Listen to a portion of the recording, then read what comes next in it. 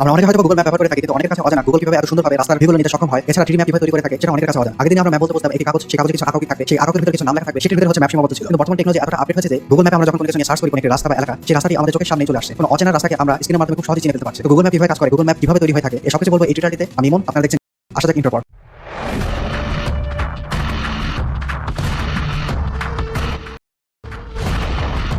তো বন্ধুরা, Google map তৈরি করার কাজে যে বিষয়টি ব্যবহার করে থাকে সেটা হচ্ছে গাড়ি। প্রতিটি শহরে গুগলের কিছু গাড়ি থাকে, যে গাড়িগুলো হচ্ছে শহরের বিভিন্ন অংশে চলাচল অবস্থায় থাকে। আবার সেই গাড়ির উপরে গুগলের একটি বিশেষ ধরনের ক্যামেরা রয়েছে। গাড়িগুলো যখন কোনো একটি শহরের ভিতরে চলাচল করে, তখন সেই গাড়ির উপরে থাকা ক্যামেরাটি ওই রাস্তার 3D ইমেজ ক্যাপচার করে থাকে। পরবর্তীতে সেই 3D ইমেজগুলো গুগলের ডাটাবেসে প্রেরণ করা হয় এবং সেই ডাটাগুলো প্রসেস করার মাধ্যমে একটি 3D ম্যাপ তৈরি হয়ে থাকে। যখন আমরা কোনো একটি রাস্তা বা কোনো একটি শহর নিয়ে সার্চ করি, তখনই ওই রাস্তা রিলেটেড যাবতীয় 3D ইমেজগুলো আমাদের চোখের সামনে চলে আসে। এভাবে হচ্ছে গুগল মূলত ম্যাপ তৈরি করে থাকে। কিন্তু যেখানে হচ্ছে গাড়ি প্রবেশ করতে পারে না, ফর এক্সাম্পল কোনো শহর যেখানে হচ্ছে সরু অলিগলি রয়েছে, সেখানে হচ্ছে গুগলের কর্মকর্তারা সরাসরি যেতে থাকে এবং সেই কর্মকর্তাদের কাঁধে একটি বিশেষ ধরনের ক্যামেরা থাকে, যেটির মাধ্যমে হচ্ছে গুগল ওই রাস্তার 3D ইমেজ ক্যাপচার করে থাকে, যেখানে হচ্ছে গাড়ি নিয়ে প্রবেশ করা সম্ভব না। আবার কিছু দুর্গম এরিয়া, যেখানে হচ্ছে মানুষের চলাচল করা খুব কঠিন হয়ে পড়ে, সেখানে হচ্ছে উট বা স্নো মোবাইল ব্যবহার করে হচ্ছে ইমেজগুলো ক্যাপচার করে থাকে। 2007 সালে প্রথম গুগল ম্যাপ তৈরি করার সিদ্ধান্ত নেয়। প্রথম দিকে শুধু যুক্তরাজ্যের কিছু বিশেষ রাস্তার ম্যাপ তৈরি করতে সক্ষম হয় গুগল, কিন্তু বর্তমানে প্রায় 80 উপরে দেশের ম্যাপ তৈরি করতে সক্ষম হয়েছে গুগল। এছাড়া 2D ম্যাপ তৈরি করার জন্য বা সমগ্র পৃথিবীর ম্যাপ তৈরি করার জন্য গুগল স্যাটেলাইটের সাহায্য নিয়ে থাকে। স্যাটেলাইটের থেকে যখন টপ ভিউ নেওয়া হয়, সেই টপ ভিউকে অনেকটা জুম করে বিভিন্ন এরিয়ার রাস্তাগুলো ক্যাপচার করে থাকে বা উপরে 2D ভিউটা ক্যাপচার করে থাকে গুগল ম্যাপ। কিন্তু যখন 3D ইমেজের প্রয়োজন পড়ে, তখন হচ্ছে গাড়ি বা অন্য কোনো যানবাহনের ব্যবহার করে থাকে। গুগলের ম্যাপ তৈরি করার কাজে অনেক ক্ষেত্রে প্রাইভেসি বা মানুষের সিকিউরিটিও মেইনটেইন করে থাকে। কোনো একটি মানুষের ছবি যাতে প্রকাশ না পায় সেজন্য ছবিগুলো ব্লার করে দেয়, বা কোনো ব্যক্তিগত সম্পত্তি, কোনো একটি গাড়ির নেম প্লেট বা কোনো রেস্টুরেন্টের ছবি ইত্যাদি সবকিছু ব্লার করে দেওয়া হয়, যাতে প্রাইভেসি মেইনটেইন থাকে। অন্যদিকে যে সকল শহরে হচ্ছে উঁচু বিল্ডিং রয়েছে, সেখানে কোনো একটি উঁচু বিল্ডিং এ গিয়ে সমগ্র শহরে একটি টপ ভিউ নেওয়া হয়। পাশাপাশি অনেক ক্ষেত্রে গুগল হেলিকপ্টার ব্যবহার করে থাকে কোনো একটি শহরের টপ ভিউ ক্যাপচার করার জন্য। এবং গুগল যে সকল ক্যামেরাগুলো ব্যবহার করে থাকে ক্যাপচার করার জন্য, সেগুলো হচ্ছে বিশেষ ধরনের ক্যামেরা, যেগুলো হচ্ছে নানা রকমের সেন্সর লাগানো থাকে এবং অনেক ক্ষেত্রে হচ্ছে লেজার বা আল্ট্রাসনিক সাউন্ড ব্যবহার করে থাকে কোনো একটি রাস্তার